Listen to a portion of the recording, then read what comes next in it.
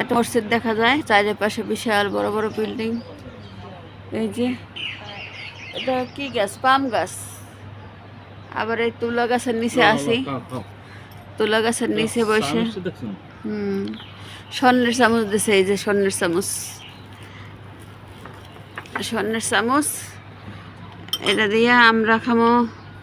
এখন খাচ্ছি আমরা, কই কি আমাদের দেশে পায়েস। হ্যাঁ, ওরা খায় চাউল দিয়ে ভাত।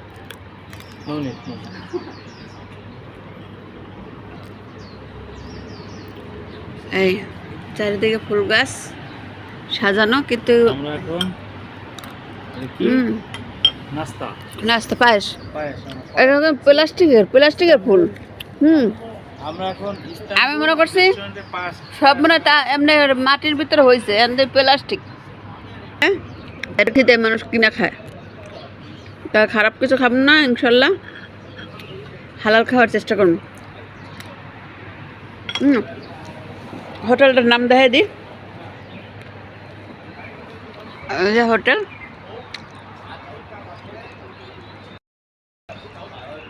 এদের এই হইল যে বাড়ি হলো টার্কি। ওই যে টার্কির কিছু দৃশ্য আছে, ওই যে হ্যাঁ, ভিতরে অনেক সুন্দর। তো এখন মানে ওনাদের হইতেছে, রান্না বাড়া হয় না, এই জন্য 11:30টার পরে খাবার দেবো। এখন মানে আমরা আপাতত এটা খাচ্ছি বাইরে বসে, কিন্তু কালকেও খাবার খাইছি এখানে, খুব স্বাদের খাবার আলহামদুলিল্লাহ। আচ্ছা, আমরা উপরে দেখি না কোথাও। এই যে রাস্তার কিনারে বসা, যে ফুল গাছের পাশে দেখা যাচ্ছে।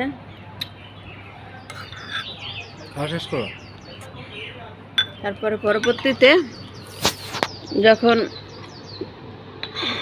কোথাও যাওয়ার ইচ্ছা থাকবো, এইসব রাষ্ট্রে মানে এরকম রাষ্ট্রে যাব না ইনশাল্লাহ। দুবাইয়ের ভিসা ছাড়লে দুবাই যাব, আর সৌদি আরব। আল্লাহ হাফেজ। আপনাদের তুলা গাছ দেখাইছি, পাম গাছ দেখাইছি, আর কি গাছ দেখাবো? কোনো কিছু দেখি না। তো এখানে বসে আছি, আল্লাহ রহমতে রহম করে আগামী কালকে যাব এয়ারপোর্ট। তারপরে আল্লাহ পাক নিয়ে যায়, যাইয়া আগে দুটো ভাত খেলাম না, শান্তি পাব না।